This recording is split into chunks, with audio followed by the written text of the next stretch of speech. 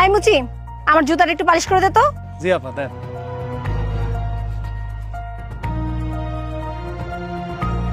এই যে আপা ওইটা দেন।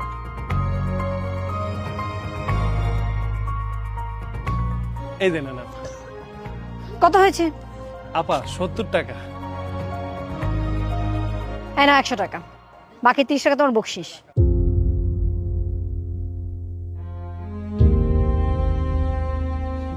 আব্বা আমি তো কাজ করলাম মোটামুটি, আমার এখন কলেজের সময় হয়ে গেছে, আমি কলেজে যাই। বাবা তুমি কলেজে যাও, তুমি কলেজেই লেখাপড়া শেখো, আমি এই কাজ করতে পারবো না, তোমার এই কাজ করা লাগবে না। বাবা তুমি এমন করে বলতেছো কেন? ছেলেরা যদি বাবারে সাহায্য না করে তো কে করবে? বাবার শক্তি হলো সন্তান, তুমি কোনো চিন্তা করো না, আমি তোমার সাথে সব সময় আছি। আমি তো তোমার সন্তান, তুমি মুসি হইলে তাতে কি? আমি গর্ব করে কমু আমার বাবা মুসি। আমি তো পড়াশোনা করতেছি, এক সময় দেখবা আমি বড় বিজনেসম্যান হবো। আচ্ছা তুমি কাজ করো বাবা। আচ্ছা বাবা ঠিক আছে।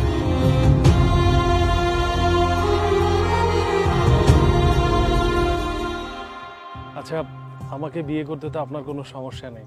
আরে আপত্তি কেন থাকবে? তোমার মতো সাকসেসফুল বিজনেসম্যানকে যে কোনো মেয়ে বিয়ে করতে যাবে। সরি সরি, আসলে আমি আবেগে পড়ে গেছি, ভাবতেছি তুমি আমার হাজবেন্ড, তাই এখনই তুমি বলা শুরু করে দিছি। মাইন্ড করো না তো? আচ্ছা তাহলে কি গার্জিয়ানদের সাথে কথা বলবো যে বিয়ের ব্যাপারটা সামনে এগোনো যায় কিনা? সামনের দিকে আগানোর কি আছে? তুমি চাইলে তো আমরা আজকেই বিয়েটা করে নিতে পারি। আচ্ছা তাহলে আমি গার্জিয়ানদের সাথে কথা বলছি। মাহি, তুই কার সাথে বসে আছিস? হ্যাঁ, তুই চিনিস একে? একটা মুচি। আরে কাকে কি বলতেছিস? তোর মাথা ঠিক আছে? উনি একজন সাকসেসফুল বিজনেসম্যান, আর তাছাড়া ও তোর হবু দুলা ভাই। কথা ঠিকভাবে বল, মুখ সামলায় কথা বল। তোর মাথা ঠিক আছে? তুই কি পাগল হয়ে গেছিস? ও একটা মুচির বাচ্চা মুচি, আর তুই কি না ওকে বলছিস হবুদুলা ভাই? মানে তুই ওকে বিয়ে করবি? ছি ছি ছি মাহি, তোর এত অধপতন। আর বাবা মাও বাকি তোর জন্য অন্য কোনো ছেলে খুঁজে পাইনি? তুই তো জানিস না, বাট আমি জানি। 10 বছর আগে আমি যখন ভার্সিটিতে পড়তাম, তখন মাঝে মাঝে ওর কাছ থেকে আমি জুতা পালিশ করতাম। ও নিজে আমার জুতা পালিশ করে দিত। শুধু ও না, সাথে না ওর বাবাও বসে থাকতো। এই জন্য ওর চেহারাটা আমার খুব ভালো করেই মনে আছে। মানে কি? হ্যাঁ, তুই আমাকে ঠকাচ্ছিস, আমার পুরো ফ্যামিলিটাকে ঠকাচ্ছিস। তুই একটা মুচির ছেলে, তোর বাবা একটা মুচি, আর তুই কি বলছিস তুই সাকসেসফুল বিজনেসম্যান। এটা মানে কি বুঝোস? হ্যাঁ, তুই কেন ঠকাইছিস? কিসের জন্য ঠকাইছিস? উদ্দেশ্য কি বল? মানে আপনি আমার কথাটা শুনুন, আসলে একটা মিসআন্ডারস্ট্যান্ডিং হচ্ছে। এই চুপ থাক। কিসের বিশ্বাস? হ্যাঁ, এখন আমি বুঝতেছি আমার পিছনে কেন পড়ছিস। অবশ্যই তুই আগে আমাকে ফলো করছিস, আমার পরিচয় নিচ্ছিস, আমি কোন বংশের মেয়ে, কোন বাড়ির মেয়ে, আমার বাবা কি করে, তাই না? যখন দেখছিস আমার বাবা লাখপতি কোটিপতি, তখন তুই এই বিয়ের নাটকটা সাজাইছিস, তোর পরিচয় হাইড রাখছিস, তাই না? কারণ কি? কারণ আমার বাবার যত অর্থ সম্পত্তি তা তো শুধু আমাদের দুই বোনের হবে, কারণ আমার তো কোনো ভাই নাই। তাই আমাকে বিয়ের পর আমার সমস্ত সম্পত্তি তোর হবে। ভালো প্ল্যান খাটাইছিস, কিন্তু তোর এই প্ল্যান না সাকসেসফুল হবে না। দেখুন আপনারা যেমনটা ভাবছেন আসলে ওরকম কিছুই না। আমার সব কথাগুলো আপনারা শুনুন, তাহলে আপনারা ক্লিয়ার হয়ে যাবেন। কি কি শুনবো তোর কথা? হ্যাঁ, তোর মনে আছে তুই যে আমার জুতা পালিশ করতে তোকে আমি যেই টাকা হতো তার থেকে বেশি টাকা দিতাম? ওই যে একদিনকার তুই 70 টাকা বিল করেছিস, আমি তোকে 100 টাকা দিয়েছিলাম। তোকে তো প্রায় বকশিস দিতাম। এই জন্য না তোর আমার চেহারাটা মনে থাকার কথা। আর আমার কি মনে হয় জানিস? আমার মনে হয় তুই না আমাকে ফলো করছিস। আমাকে ফলো করতে করতে হয়তো বা আমার জন্য বিয়ের প্রপোজাল পাঠাতে চেয়েছিলিস, কিন্তু তুই জানিস যে তুই বিয়ের প্রপোজাল পাঠালে আমি রাজি হব না। এই জন্য তুই মনে হয় আমার বোনকে পটাইছিস। ঠিক বলছিস, এখন আমার সামনে নাটক সিনেমা সাজাইতে আসছে। শোন, ফার্দার আমাদের সাথে কন্ট্যাক্ট করার ট্রাই করবি না। যদি করো তাহলে কি করবো জানোস? মানুষজন ডাইকা তোর হাড্ডি গুড্ডি গুঁড়া করে দেবে। এক্সকিউজ মি স্যার, আপনি এখনো বাইরে স্যার। ভিতরে তো আপনার 10 থেকে 15 জন ক্লায়েন্ট ওয়েট করতেছে। ওই আপনার যে 150 কোটি টাকার প্রজেক্টটা ছিল ওটার মিটিং হবে, আপনি যদি বেশি লেট করেন ওরা কিন্তু চলে যাবে স্যার, প্রজেক্টটা ক্যান্সেল করে দিন।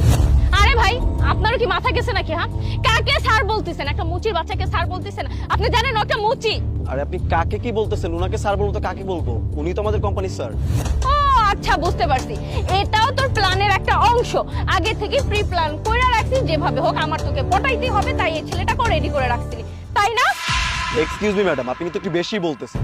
আপনি যে জায়গায় দাঁড়ায় আছেন না, এই জায়গার মালিকও কিন্তু উনি, ঠিক আছে? না জেনে শুনে কাকে উল্টাপাল্টা কথা বলবেন না। প্লাস এই পিছনে যে রেস্টুরেন্টটা দেখতেছেন, রেস্টুরেন্টের মালিকও উনি, ঠিক আছে? আর আপনি না জেনে শুনে স্যারকে কি বলতেছেন? বুঝতে পারছি। স্যারের যে অতীত ছিল সেই অতীত নিয়ে আপনি কমেন্ট করতেছেন, রাইট? শুনুন, অতীত কার নেই বুঝলাম। স্যারের বাবা মুচি ছিল, স্যার হয়তো বা সেই কাজে হেল্প করতো, সেখান থেকে আপনি বলতে স্যার একজন মুচির ছেলে বা স্যার একজন মুচি, রাইট? আপনি একটু নিজের ফ্যামিলি থেকে তাকিয়ে দেখুন তো, আপনার বাবা দাদা বা তারও বাবা কেউ না কেউ গরিব ছিল, অবশ্যই গরিব ছিল। আর যদি গরিব না থাকতো আপনি কিন্তু ভালো পর্যায়ে আসতে পারেন না। সেই গরিব থেকে পরিশ্রম করতে করতে কেউ একজন হয়তো বড়লোক হয়ে গিয়েছে, আর সেই বড়লোক ফ্যামিলিতে আপনার জন্ম, আর সেই ফ্যামিলিতে বড় হয়ে আপনার এত অহংকার। আমার কথা যদি বিশ্বাস না হয়, আপনার বাবাকে গিয়ে জিজ্ঞেস করুন যে আপনার দাদা কি ছিল বা দাদার দাদা কি ছিল, একটু আক্স করে দেখবেন। কোনো মানুষই পৃথিবীতে বড়লোক হয়ে জন্মগ্রহণ করে না।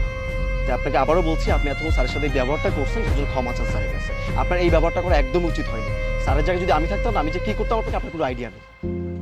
মেঘ, শোনো না, আই এম সো সরি। হ্যাঁ, তুমি আমাকে মাফ করে দাও, আমি তো বুঝতে পারি না। আর দেখো না, আমার প্লেস থেকে যদি আমি শুনি আমার একটা মুচির সাথে বিয়ে ঠিক হয়েছে, সেটা কি মানা সম্ভব? আমার একটা লেভেল আছে, একটা স্ট্যাটাস আছে, এটা তো তুমি বুঝো। শোনো না, তোমার কিছু করতে হবে না, আমি বাবাকে গিয়ে বলতেছি কবে ডেট ফাইনাল করবে আমাদের বিয়ের জন্য, ঠিক আছে? আচ্ছা, বিয়ে সেটা তো অনেক পরের ব্যাপার, আসলে সবকিছু ক্লিয়ার করে ফেলা দরকার। হ্যাঁ, আমি মানছি আমার বাবা মুচি। তুমি কি আমাকে জিজ্ঞেস করেছো যে আমার বাবা কি করে?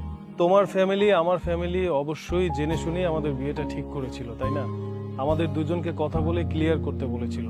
আচ্ছা, তোমরা দুজন আমাকে একটা কথা বলো তো, এই যে মুচির ছেলে বলে আমাকে অপমান করলে, কেন করলে?